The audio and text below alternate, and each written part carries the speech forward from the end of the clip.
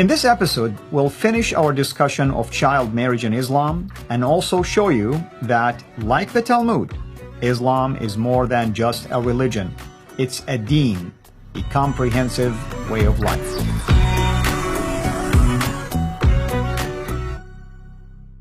Last time, it was a tough show. We had to really unpack the many rulings concerning chapter 65, verse 4 of the Quran, the pretext basically to child marriage, which is one of those embarrassing verses in the Quran that you find a lot of Muslims basically trying to hotly debate you on and try to argue that the Quran does not really basically discuss the child marriage, meaning marriage of a child wife who is under the age of puberty. But what we have shown you last time, and possibly even continuing today, proves otherwise. With me here to unpack all of this, as always, our dear brother Lloyd DeYoung, who is joining us virtually into our studios. Lloyd, thank you so much, brother, for joining us, and we appreciate the work that you've done. And I have to admit, brother, it was a very tough show for me last time. I know, it's hard to read that. It's very hard, but this is the truth. This is what is consistent across every single school of fiqh in Islam. So what are we going to cover today by way of at least building upon what was discussed last time? So I'm going to finish the discussion that we had on 65.4, just add one or two more rulings. Then we're going to look at, well, what is the Sharia? Just introduce a definition of the term. And then we'll look at what is a deen. We discussed that in one of the earlier shows. What is a deen? Islam is not a religion. It defines itself as a deen, and we need to get to know what that is. Wonderful. So please, go ahead. Okay, so to continue from our discussion on Quran 65.4, let's have a look at the rulings, or a ruling on stoning, adultery, and on remaining a virgin. It says here in ruling O12.2, if the offender is someone with the capacity to remain a virgin, then he or she is stoned to death. Defined in section O12.6, what they mean by stoned to death. It explains here what kind of stones and how to kill that person with the stones. And if it is someone with the capacity to remain chaste, meaning anyone who has had sexual intercourse at least once with their spouse in a valid marriage and is free of age and sin, and so on. However, notice here, a person is not considered to have the capacity to remain a virgin if he or she is prepubescent at the time of marital intercourse. So, yeah, I hope that clarifies that this person, in fact, doesn't have the capacity to say no. They do not have the capacity to remain a virgin if they are prepubescent at the time of marriage. In other words, they cannot say no to their husbands. I see. All right. Say again, please, Al-Fadi. No, I said, I see. I mean, it's very clear. Yep. Okay, moving on to the next one. Yep. Right. So now let's look at rules, regulations, legalistic thinking. So Shari, clearly defined way, a main road, a highway, and so on. Many, many different terms, but a clearly defined way, a method. Shari was generally the term for a main arterial road. Okay, so it's it's a road. Sharia can mean road, but also a way. But notice it says a law given characteristically to Muhammad in his function as model and exemplar of the law.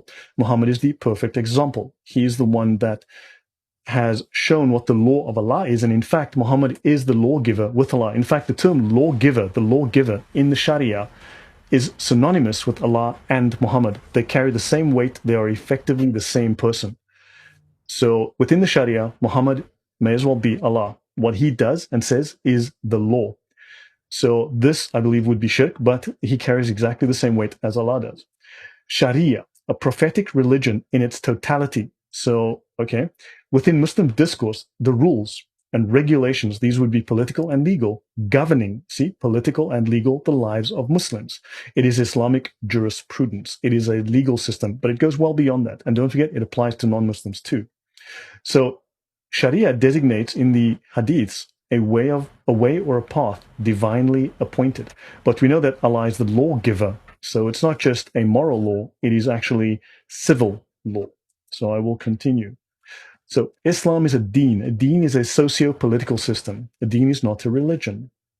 right? So understand Islam is a totalitarian political system, very much in line with what we would call Nazism, fascism, communism. We're going to look at that for a moment. So deen embodies perspectives on existence, life, society, and a socio-political system. Islam is a complete and competing ideology and a system of life and society, a political, ideological system. For Muslims, Islam emerges as a superior ideology, towering, far, far superior, perfect, in other words, over any other isms, take capitalism or whatever system you follow, and the resultant socio-political systems. A deen is a political framework for managing mankind's affairs, not the affairs of Muslims, the affairs of mankind, a political framework. So the linguistic meaning, what does deen mean? So the famous classical Arab dictionaries, Al-Qamus al-Muhit and Lisan al-Arab, this is 20 volumes. This is the earliest, the largest, and these two are the most popular of the Islamic dictionaries. They state that there are four meanings of deen. One, subjugation and dominance. Ownership, government, administrative or legislative authority. Does any of that sound religious to you, Al-Fadi? No, it does not really. I mean, it seems like everything, hopefully, people are noticing, it's based on man-made rules. I mean, that's what it is, including Muhammad, of course. Yes. Two, obedience and bondage. Bondage, subordination and dominance under the power of others. So let me repeat that. Obedience and bondage, subordination and dominance under the power of others, being dominated by others. Three, rules and regulations, doctrine, ideology, tradition, and then, notice here it says or religion, not and religion, or religion.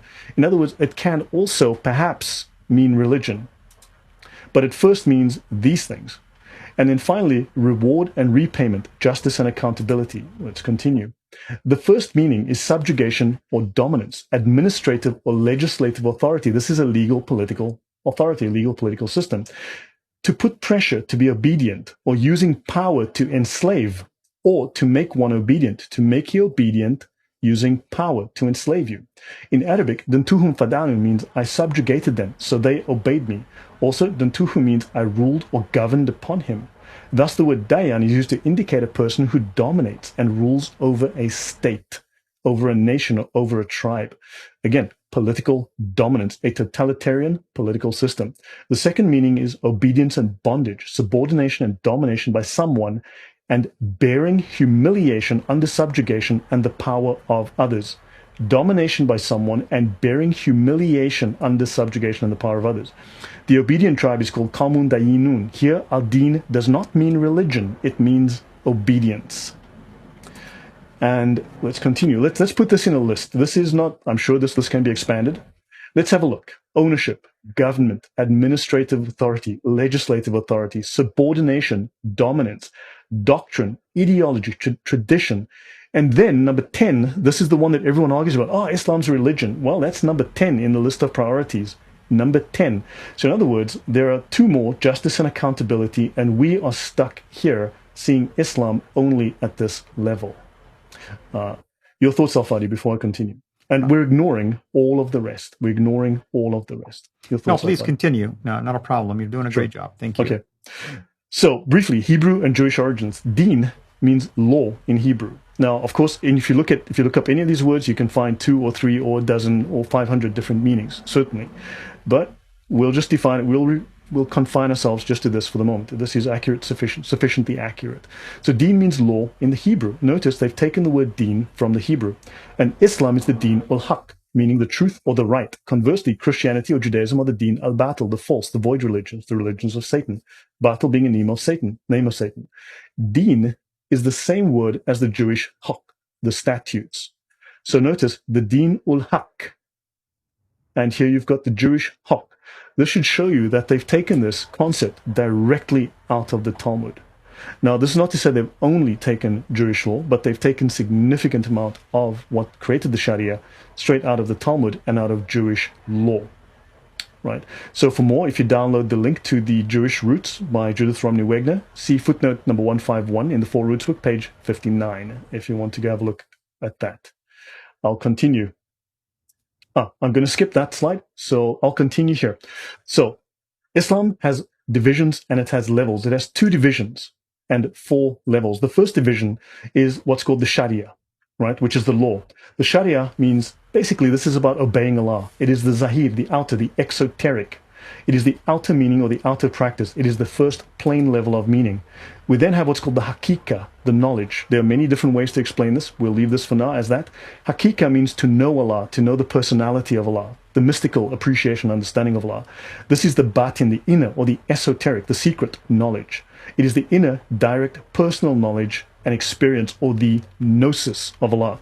You must understand that when you read the Sharia, it explicitly claims that Islam is a Gnostic religion.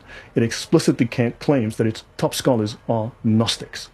This is confirmed within the Sharia, and there are 4 levels. I'll briefly run through those before we end. There are 4 levels. So you have 2 divisions, the Sharia and the Hakika. Obeying the law and knowing Allah, right? The external, the internal, the first plain level of meaning, and this deeper spiritual, mystical level. The Ibarah is the literal, the Zahir. So it's the Ibarah, the Ishara, the Lata'if, and the Haqa'iq. You have implied, allusion, sign, gesture, a more subtle level of meaning. This is the level for the lay Muslim. This is for your imams, for some imams. Not all imams are of the same level of training. Then the Lata'if, this is your 3rd level, the nuances, the subtleties, and then the Haqa'iq, the reality, the truth, the divine essence. This is for your highest level of imams. This is for your highest level of Islamic scholars.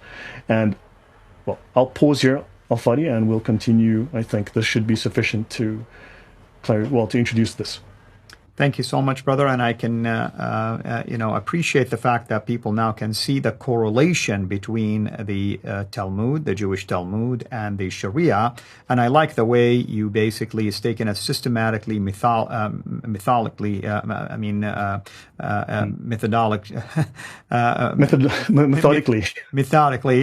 basically, and trying to show the connection between the two. You didn't dive right into it from day one, from episode 1. You're built into this. And people begin to see now, and it makes sense.